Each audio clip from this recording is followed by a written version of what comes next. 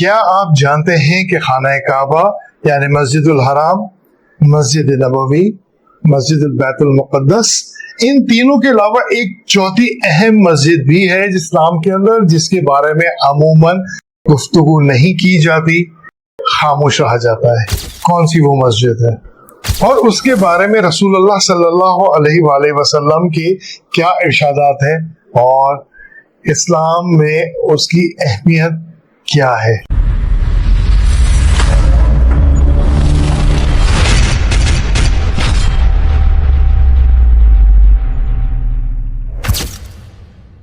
السلام علیکم ورحمۃ اللہ وبرکاتہ۔ میرا نام سلمان درانی ہے۔ یہ مسجد براہ راست کربلا کے میدان سے جڑی ہوئی ہے۔ اس چوتھی مسجد کو آپ رومنز کے زمانے کا رومن گاڈ آف رین کا ٹیمپل کہہ لیں، مسجد الاموی کہہ لیں، دی گرانڈ ماسک آف ڈیماسکس کہہ لیں، یا جامعہ امیہ مسجد کہہ لیں۔ چاروں نام اس ایک ہی مسجد کے ہیں اور اس کا نام ہے دمشق کی جامع مسجد الاموی۔ یہ مسجد کا احاطہ، یہ مسجد کی لوکیشن، یہ شہر اسلام میں اس کی بے انتہا اہمیت ہے اور رسول اللہ صلی اللہ علیہ وآلہ وسلم کی تواتر کے ساتھ اس مسجد کے بارے میں احادیث مبارک موجود ہیں۔ یہی نہیں، یہودی اس مسجد سے بے انتہا خوفزدہ بھی ہے، کیونکہ یہ مسجد آنے والے وقت میں دجالی نظام کے سامنے کھڑی ہوئی ہے۔ اس کے علاوہ اس مسجد کی ہسٹری کو جاننا ہر مسلمان کے لیے بے انتہا زیادہ اہم ہے، جس کو عموماً ہسٹری کے اندر بالکل بھی نہیں پڑھایا جاتا، اور اس کی اہم وجوہات۔ دمشق کا یہ علاقہ مسلمانوں کی فتوحات سے پہلے کرسچینٹی کے قبضے میں تھا، یعنی رومن سلطنت کے قبضے میں تھا، اور وہی رومنز جو اس سے پہلے گریک گاڈز کی پوجا کرتے تھے، اس زمانے میں بھی اور اس سے پیچھے بھی قدیم بابل کے زمانے تک، جس میں حضرت ابراہیم علیہ السلام حیات تھے، یعنی 2400 قبل مسیح، اس زمانے میں ہسٹری جا کے جڑ جاتی ہے۔ تاریخ کا یہ علاقہ حضرت ابراہیم علیہ السلام کے زمانے سے لے کر رسول اللہ صلی اللہ علیہ وآلہ وسلم کی پیدائش کے تقریباً 200 سال تک قرآن میں موجود ایک دیوتا، جس کا نام قرآن پاک میں اللہ رب العزت نے بال کہا ہے، اس بال کی پوجا اس شہر کے اندر کی جاتی تھی۔ اس زمانے کے انسانوں کے نزدیک یہ بال طوفان، بارشوں اور آسمانی معاملات کا ایک بہت بڑا دیوتا سمجھا جاتا تھا، اور یہ عمارت قدیم زمانوں سے ہی اس بال کا ٹیمپل ہوتا تھا۔ یہاں پر لوگ جا کے اس بال کی پوجا کرتے تھے، اور خاص طور پہ اللہ رب العزت نے سورہ صافات کے اندر آیت نمبر 125 میں اس بال کو ٹارگٹ کیا ہے، کیونکہ رسول اللہ صلی اللہ علیہ وآلہ وسلم کے زمانے میں بھی اس بال کی پوجا کی جاتی تھی، اور ڈھکے چھپے اس کرسچن علاقے میں ہوتی تھی جس وقت رسول اللہ صلی اللہ علیہ وآلہ وسلم حیات تھے اور اس دنیا میں تشریف فرما تھے۔ اللہ رب العزت سورہ صافات کی آیت نمبر 125 میں فرماتے ہیں، کیا تم بال کو پکارتے ہو اور اپنے بہترین خالق کو چھوڑ دیتے ہو؟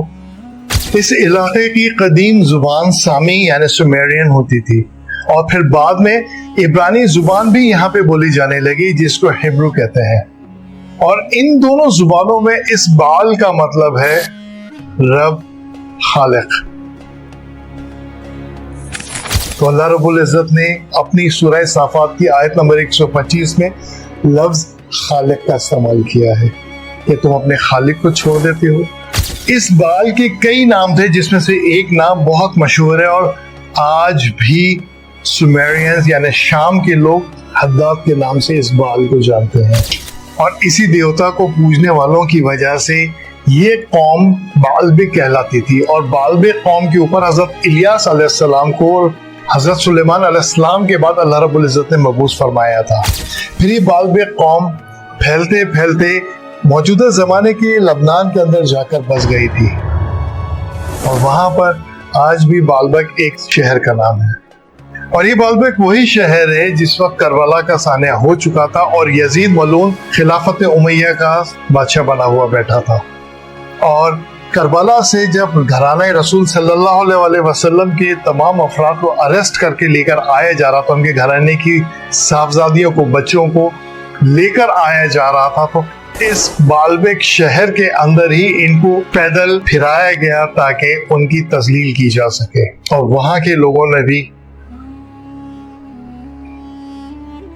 یہ ڈیٹیل میں نے اپنی پچھلی ویڈیو کے اندر بیان کی ہے. اگر آپ نے وہ ویڈیو نہیں دیکھی ہے تو یہاں پر آپ کلک کر سکتے ہیں. یہ ویڈیو میں اپنے اس ویڈیو کے آخر میں بھی لگا دوں گا، جہاں پہ گھرانے رسول کے معاملات کو میں نے ڈسکس کیا تھا اور 3 سوالات میں نے رکھے تھے جس کو اکثر ہمارے مسلمان جانتے ہی نہیں ہیں اس کے جواب کیا ہے. ایون چیلنج کر کے کر دوں کہ میں بڑے بڑے پیر، علماء، مولوی ان تینوں سوالات کے جواب عموماً نہیں دے سکتے. اگر 1 لاکھ افراد سے آپ پوچھیں گے اس میں سے 100 کو بھی نہیں پتا ہوگا. اور بات کرتے ہیں رسول اللہ صلی اللہ علیہ وسلم سے محبت کی. اس لیے اس ویڈیو کو جو اس سے پیچھے کی ویڈیو تھی ضرور دیکھیے، وہ اینڈ آف دس ویڈیو میں اس کو لگا دوں گا. حضرت الیاس علیہ السلام کے اس دنیا سے رخصت ہو جانے کے بعد رومنز کی سلطنتوں میں بھی یہ علاقہ، یہ 4 دیواری جس کے اندر آج مسجد الاموی ہے، یہاں اسی بال کی پوجا ہوتی تھی.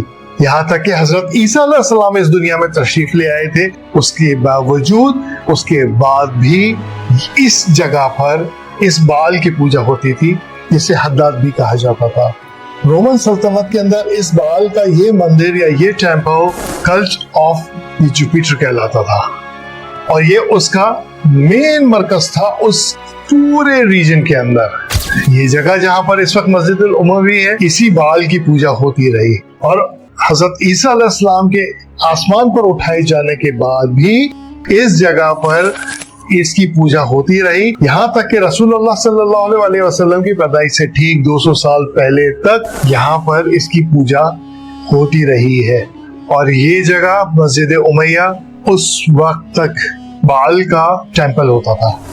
کانسٹنٹائن دی گریٹ 306 عیسوی کے اندر، یعنی حضرت عیسیٰ علیہ السلام کے آسمان میں اٹھائے جانے کے تقریباً 300 سال کے بعد اس رومن سلطنت میں بادشاہ بنا.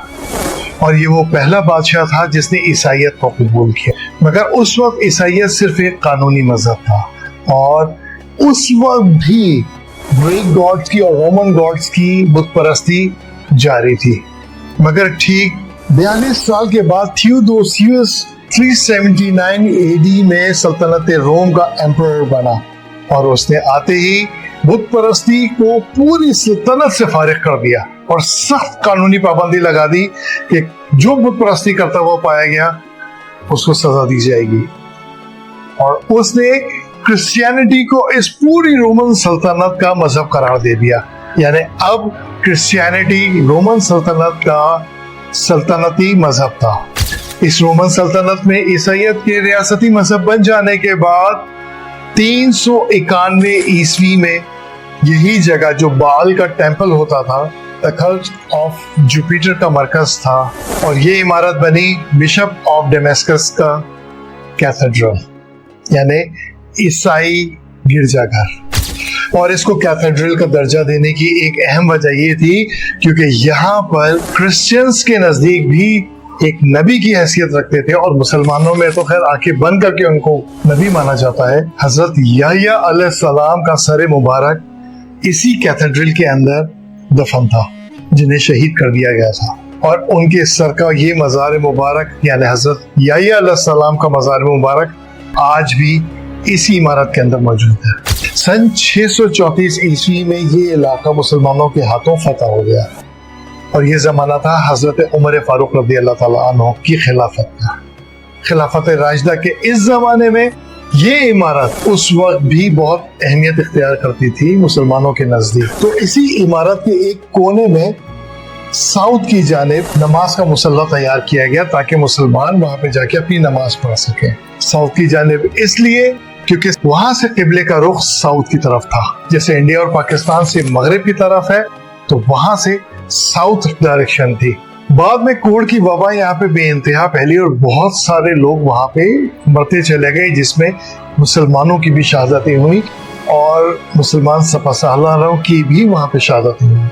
بعد میں حضرت امیر معاویہ رضی اللہ تعالیٰ عنہ اس علاقے پہ گورنر کی حیثیت سے آئے، مگر حضرت امیر معاویہ رضی اللہ تعالیٰ عنہ نے جس وقت اپنی خلافت کا اعلان کیا، اس کے بعد انہوں نے اسی عمارت کے مشرق میں موجود بشپ کا ایک بہت بڑا گھر ہوتا تھا جہاں پہ دیگر پادری وہاں پہ رہائش کرتے تھے، اس جگہ کو انہوں نے اپنا مسکن بنا لیا تھا، اور ساتھ ہی اسی عمارت کے ساتھ ہی انہوں نے اپنا ایک دربار قائم کر لیا تھا جو کہ اس مسلح کے بالکل ساتھ تھا۔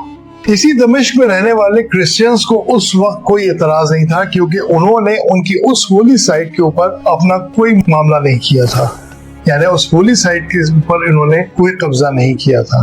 اس وقت دمشق میں رہنے والے کرسچنز کو ان سے کوئی اعتراض نہیں تھا، کیونکہ اس جگہ رہائش اختیار کرنے کے بعد بشپ اور پادریوں کے لیے مختص کیے گئے اس حصے میں جہاں پر اب رائل فیملی آگے بس چکی تھی، یہاں پر آنے کے بعد دربار کے عمرا نے یہاں کے پادریوں کو ایک متبادل جگہ فراہم کر دی تھی جو کہ اس کیتھیڈرل کے بالکل ساتھ ہی تھی۔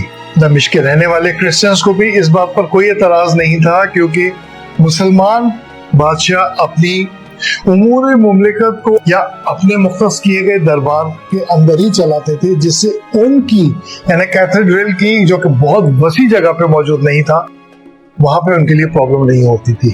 خلافت امیہ کا چھٹا بادشاہ ولید اول جو کہ 705 عیسوی میں خلیفہ بنا یا بادشاہ بنا، اس نے آتے ہی اس پورے کے پورے نظام کے اوپر، اس پورے کے پوری عمارت کے اوپر جو کہ کرسچینٹی کے لیے بھی وقف تھی، اس کو مسجد کا درجہ دے دیا، اور ساتھ ہی اس نے اس عمارت کے اندر کچھ رد و بدل کی اور اسے مسلمانوں کے لیے کھول دیا۔ اس وقت اس دمشق کے کرسچنز نے بہت واویلا مچایا، مگر ان کو ڈنڈے کے زور پر اور کچھ دوسری جگہ ان کے لیے کھول کر کوئی نئی چرچز کھول کر اس فساد کو دبا لیا۔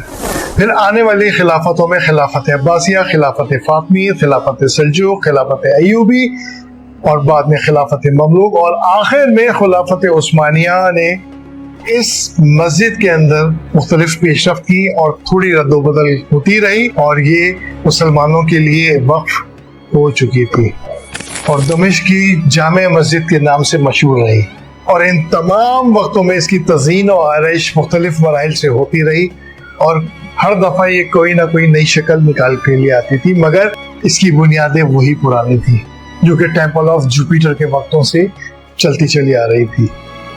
اور انہی خلافتوں یا سلطنتوں کے زمانے میں اس مسجد کے اندر 2 دفعہ آگ لگی یا لگوائی گئی، ایک 1069 عیسوی میں اور دوسرا 1893 میں۔ اس مسجد کے 3 اہم مینار ہیں، مینار بیضا، مینار قیتبے اور مینار عیسیٰ ابن مریم۔ اور مینار عیسیٰ ابن مریم وہی مینار ہے جو صحیح حدیث کے مطابق، بلکہ صحیح احادیث کے مطابق، یہاں پر حضرت عیسیٰ علیہ السلام کو فرشتے آسمان سے اپنے پروں پر اٹھا کر لے کر آئیں گے، ان کو اس مینار کے اوپر اتارا جائے گا، اور وہ وقت ہوگا فجر کا، جس وقت حضرت امام مہدی علیہ السلام اس مسجد میں امام کے طور پر فجر کی نماز پڑھانے کے لیے امامت کرنے ہی والے ہوں گے، اور حضرت عیسیٰ علیہ السلام اس وقت مینار پر اتر رہے ہوں گے، جس کے بعد حضرت امام مہدی علیہ السلام کو پتہ چلے گا اور نمازیوں کو جب پتہ چلے گا کہ عیسیٰ ابن مریم آ چکے ہیں، تو یہ لوگ تیزی سے جائیں گے اور ان کو سیڑھی لگا کے پھر نیچے اتارا جائے گا، اور ان سے ریکویسٹ کی جائے گی کہ آپ نماز فجر ادا کروائیے اور ہم آپ کے پیچھے نماز ادا کریں گے۔ مگر حضرت عیسیٰ علیہ السلام اس وقت رسول اللہ صلی اللہ علیہ وسلم کی امتی کے طور پر جس زمین پہ اتارے جائیں گے، اس وقت وہ نبی نہیں ہوں گے، نبی کی حیثیت نہیں ہوگی، امت محمدی میں وہ آئیں گے، تو وہ حضرت مہدی علیہ السلام کو آگے کریں گے اور ان سے ریکویسٹ کریں گے کہ آپ ہی اس فجر کی نماز کی امامت فرمائیے، اور پھر وہ حضرت عیسیٰ علیہ السلام فجر کی نماز حضرت امام مہدی کی پیچھے ادا کریں گے، اور اس کے بعد ہوگا دجال کے خلاف جہاد کا وقت، یعنی اسی مسجد سے دجال اور یہودیوں کے خلاف جہاد لانچ ہو جائے گا، اور اس کی کمانڈ کریں گے حضرت عیسیٰ ابن مریم علیہ السلام. اس لیے جیوز اس مسجد سے خوفزدہ ہے, اس جگہ سے خوفزدہ ہے, اور اس لیے ہی یہ مسجد, یہ لوکیشن, یہ زمین کا ٹکڑا اسلام کے اندر بہت اہمیت رکھتا ہے, کیونکہ دجال کے خلاف اور جیوز کے خلاف اصل کمپین اسی مسجد سے شروع ہوگی. اور یہ بات جیوز اسکالرز بہت اچھی طرح جانتے ہیں. میں نے مختلف وقتوں میں مختلف علوم کی بات کی ہے, انہی میں ایک علم ہوتا ہے زمین کا. تو یہ خطہ, یہ ٹکڑا علم, زمین کے علم کے مطابق, جیسے علم ساعت ہے, ستاروں کا علم ہے, لکیروں کا علم ہے, نمبرز کا علم ہے, وقت کا علم ہے, ان تمام علوم میں ایک علم زمین کا بھی ہے, خطے کا بھی ہے. تو اس علم کے مطابق یہ ٹکڑا جس پہ مسجد الاموی بنی ہوئی ہے آنے والے وقتوں میں مسلمانوں کے لیے بہت اہم ہے. اور رسول اللہ صلی اللہ علیہ وسلم کی صحیح حدیثوں کے مطابق یہ شہر دمشق, یہ مسجد محفوظ ترین بھی ہے اور اہم ترین بھی ہے. یہ کیا ہوگا ہمیں ابھی نہیں معلوم, جب رسول اللہ نے فرما دیا وہ ہوگا. یہ اسلام کی چوتھی اہم ترین وہ مسجد ہے جس کے بارے میں عموماً مسلمان نہیں جانتے ہیں. یہ وہی خطہ ہے, یہ وہی زمین ہے, یہ وہی جگہ ہے جس کے اندر نواسۂ رسول اللہ صلی اللہ علیہ وسلم سے بے انتہا زیادہ مشابہت رکھنے والے, رسول اللہ صلی اللہ علیہ وسلم کے بے انتہا لاڈلے نواسے حضرت حسین علیہ السلام, ان کی کٹے ہوئے مبارک سر کا مبارک خون ادھر ہی ٹپکا تھا, جس کے نشانات آج بھی ہیں. اور اسی مسجد کے قریب گھرانے رسول کے بہت سارے افراد دفن ہیں, جس کے بارے میں عموماً خاص طور پہ سنی حضرات تو بالکل بھی نہیں جانتے سوائے کچھ لوگوں کے. یہ تھی اس مسجد کی اہمیت. امید ہے کہ آج آپ نے بہت اچھا لرن کیا ہوگا. مجھے اپنی دعاؤں میں یاد رکھیے گا. اب میں کل اسی مسجد سے جڑی خلافت امیہ کے پہلے خلیفہ حضرت امیر معاویہ رضی اللہ تعالیٰ عنہ کے بارے میں ڈسکس کروں گا, اور کچھ حقائق, کچھ چیزیں ریویل کروں گا جس کو عموماً لوگ نہیں جانتے. جس سرپرائز کی بات کی تھی وہ چھوٹے چھوٹے سرپرائزز تو اس ویڈیو کی 3-4 ویڈیوز کے اندر آپ کو مل جائیں گے, مگر بڑا سرپرائز آپ کو آگے ضرور ملے گا, اور آپ باقی سرپرائز ہوں گے. وہ سرپرائز ڈسکور کرنے والا میں خود ہوں. اس سے پہلے کسی نے بھی وہ سرپرائز ڈسکور نہیں کیا, اور انشاءاللہ آپ لوگ بھی اس بات کو ایکسیپٹ کریں گے کہ واقعی ایسا ہی ہے, کیونکہ جنہیں پتا ہے وہ تو بتاتے ہی نہیں ہیں, اور ویڈیو میں تو بالکل نہیں بتاتے ہیں. انشاءاللہ تعالیٰ کچھ چیزیں ریویل ہوں گی. کچھ ایسی کتابوں کا حوالہ بھی میں لے کر آؤں گا جن کو عموماً اردو یا ہندی یا انگلش میں ٹرانسلیٹ نہیں کیا جاتا اور نہ کرنے دیا جاتا ہے. ان کتابوں کے بھی کچھ ریفرنسز میں آپ کو لگاؤں گا, دکھاؤں گا انشاءاللہ. یہ 3-4 ویڈیوز بہت اہم ہے, اس کو ضرور دیکھیے. اس سے آپ کی بہت ساری چیزیں بہت زیادہ کلیئرٹی آ جائے گی.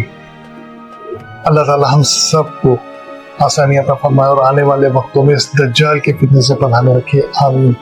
اپنے گھر والوں کا خیال رکھیے گا اور مجھے اپنی دعاؤں میں یاد رکھیے گا. السلام علیکم ورحمۃ اللہ وبرکاتہ.